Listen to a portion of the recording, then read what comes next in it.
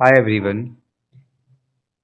और आज के इस वीडियो लेक्चर में हम लोग डिस्कस करेंगे मेसोपोटामिया के बारे में। बाकी क्लास 11 से रिलेटेड वीडियो लेक्चर गाइस मैंने उसका लिंक डिस्क्रिप्शन में डाल दिया है, आप लोग जाके देख सकते हैं। यस गाइस, जब हम बात करते हैं मेसोपोटामिया के बारे में तो means from the Mesopotamia the land between two reverse, जैसे कि अभी आप मेसोपोटामिया के मैप में देख रहे हैं। मीसोस का मतलब क्या होता है आपका? मिडिल। पोटोमस का मतलब होता है रिवर, मतलब दो रिवर के बीच में जो जमीन आ रखी है उसे क्या नाम दिया गया है? मेसोपोटामिया का। As right now you are able to watching out the map, जैसे आपको मैप में भी दिख रहा है। There are two rivers, Euphrates and Tigris rivers. Mesopotamia which is now known as modern republic of Iran. जिस civilization की आप बात कर रहे हो जो हमारे चैप्टर फर्स्ट में है, बेसिकली आज उस सिविलाइजेशन को मॉडर्न इराक के नाम से जानते हैं। This civilization was famous for its prosperity, rich literatures and mathematics। ऐसा ही नहीं कि सिविलाइजेशन सिर्फ एक प्रोस्पेरिटी के पर्पस में फेमस थी, प्रोस्पेरिटी के साथ साथ जो वहाँ का रिच लिटरेचर था उसके लिए मेसोपोटामिया वाज वेरी फेमस, जिसमें हम इन्वॉल्व करेंगे आपके राइटिंग कंटेंट को। और आप सबको याद होगा मैंने आप लोगों को बताया था कि मेसोपोटामिया में जो पहली बार राइटिंग डेवलपमेंट हुआ था उसे वहां का राजा इनमार्कर ही लेके आया था। यस गाइस, बेसिकली जिस सिविलाइजेशन के बारे में मैं आपको पढ़ा रहा हूँ हमें बहुत ज़रूरी जानना पड़ेगा उसके आर्कोलॉजी हिस्ट्री के बारे में। तो जो हमारा टॉपिक है अब वो है आपका archaeology of Mesopotamia. So according to the text, Mesopotamia में जो पहली बार आर्कोलॉजी का काम शुरू हुआ था इट वाज योर 1840।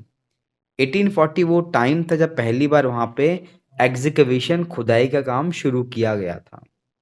और जब मेसोपोटामिया में खुदाई की गई तो सबसे पहले वहाँ की दो सिटी थी, उरुक एंड मारी, जैसे कि अभी आप मैप में देख रहे हो। सबसे पहले खुदाई में यही दो सिटी पाई गई थी। सोर्स ऑफ इंफॉर्मेशन, सिर्फ हम एग्जीकवेशन खुदाई पर ही निर्भर नहीं रह सकते to know the history of Mesopotamia. Along with that हमारे पास मेसोपोटामिया की हिस्ट्री को जानने के बहुत से सोर्स हैं, जैसे कि buildings, ornaments, tools and seals. ये सभी वो सोर्स हैं जो मेसोपोटामिया में उस समय डेवलपमेंट में हमारे हेल्प करा था। ये आपके एग्जाम के एस्पेक्ट से इम्पोर्टेंट नहीं है बट नॉलेज के एस्पेक्ट से बहुत जरूरी है। No India sites have seen such long term project. India में ऐसी कोई से भी साइट्स नहीं पाएगी आज तक मेसोपोटामिया से जो रिलेटेबल हो, क्योंकि हमें जो भी सभ्यता अभी तक मिली है it is somehow directly involve with the Harappan civilization, जो आप अपने क्लास 10th 12th में पढ़ोगे। Mesopotamia was important to European because of the reference to its Old Testament, which is the first part of the Bible। अगर हम बात करें European की रिगार्डिंग तो कहा जाता है European were very interested about the Mesopotamia. European जो है मेसोपोटामिया के लेके बहुत इंटरेस्टेड थे।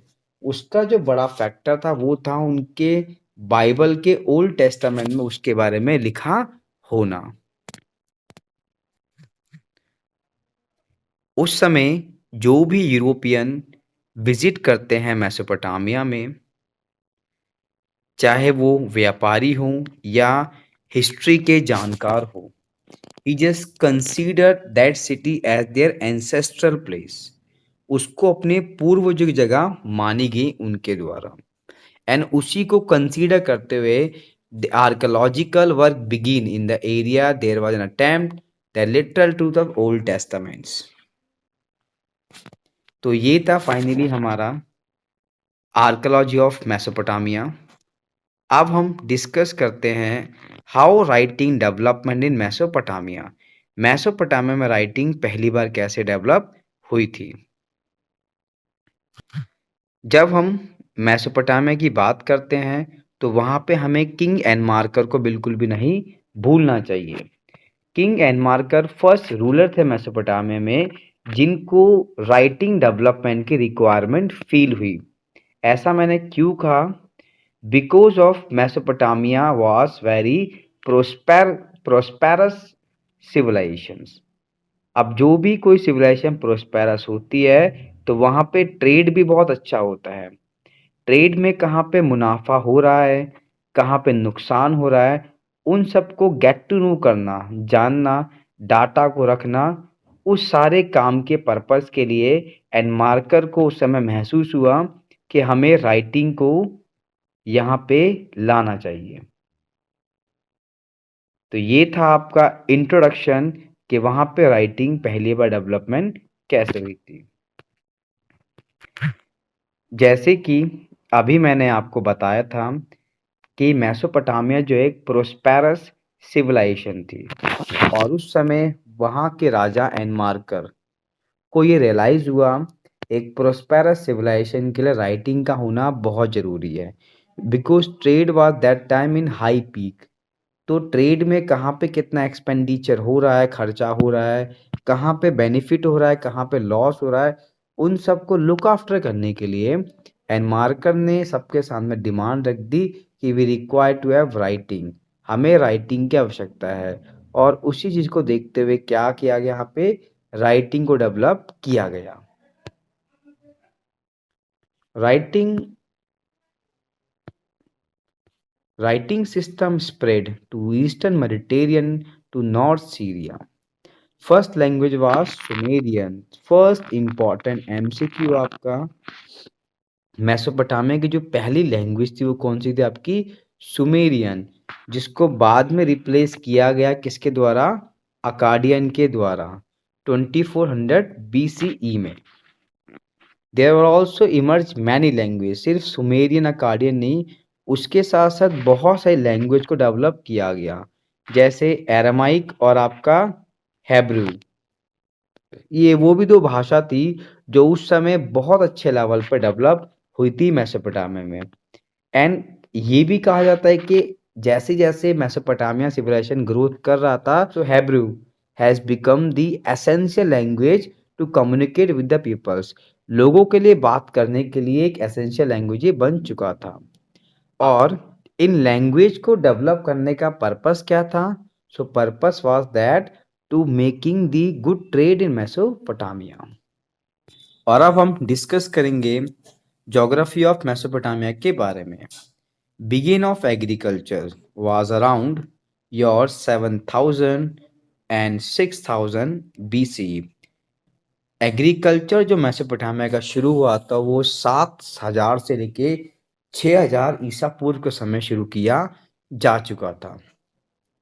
इन the north there is a stretch of upland called the steppe। Steppe जैसे अभी आप इमेज में देख रहे हो, it's a kind of grassland. हर जगह पे एक एक टाइप के ग्रास लैंड होते हैं, उसमें से एक ग्रास लैंड आपका स्टेपी जो समय आपके कहाँ पे था? इराक में था, मेसोपोटामिया में था। Animals herding offer peoples a better livelihood than agriculture, जो उस समय ग्रेजिंग करने में एनिमल की बहुत हेल्प करता था। Tigris a Euphrates river that carry silt. Silt का मतलब होता है कीचड़, mud, that help to production to the field.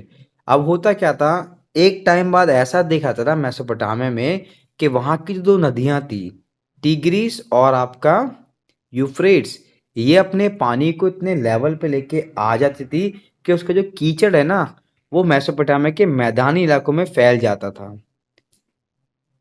और वहां पे फैल जाने से क्या, ये क्या काम करता था आपका? ये आपका काम करता था प्रोडक्शन का, जिससे एग्रीकल्चर करना बहुत ज़्यादा आसान हो जाती थी। पानी की जो कमी पड़ती थी वो आपकी टिग्रिस और यूफ्रेट्स में जो बाढ़ आती थी उसके पानी से उसे कंप्लीट किया जा सकता था, जाता था।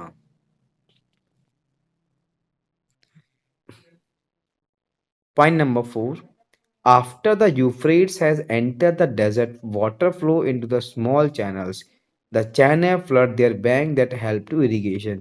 जैसे कि अभी मैंने आपको बताया था कि हड़प्पा की मेसोपोटामिया में जो उस समय रिवर थी आपकी यूफ्रेट्स एंड टिग्रिस, उसका पानी चैनल के द्वारा स्टेट्स में एंटर कर जाता था, जिसका यूज किया जाता था इरिगेशंस में।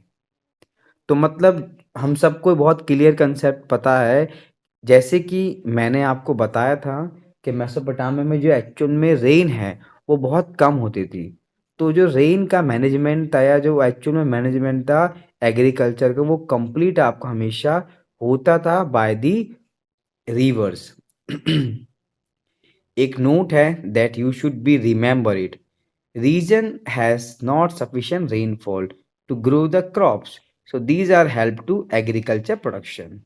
ये मैंने आपके लिए लिखा है ताकि आपका कंसेप्ट और क्लियर हो जाए। बारिश कम होती थी मेसोपोटामिया में, तो ऐसे में यूफ्रेट्स और टिग्रिस का जो वाटर लेवल था वो ही वहाँ पे एग्रीकल्चर में हेल्प करता था। Meat, milk and wool produce in abundance. लेकिन इसके साथ साथ जैसे कि स्टेपी ग्रासलैंड था तो एनिमल हर्डिंग ज़्यादा होती थी, एनिमल रेयरिंग भी ज़्यादा होती थी। तो ज़्यादा एनिमल का बेनिफिट क्या, उसका यूज़ मीट में, मिल्क में और वुलन्स में किया जाता था। आई होप सो इस चैप्टर के आपको एमसीक्यू बहुत ही पसंद आए होंगे, आपको मेरा वीडियो लेक्चर पसंद आया होगा। थैंक यू वेरी मच, आपने मुझे अपना टाइम दिया। Good bye and take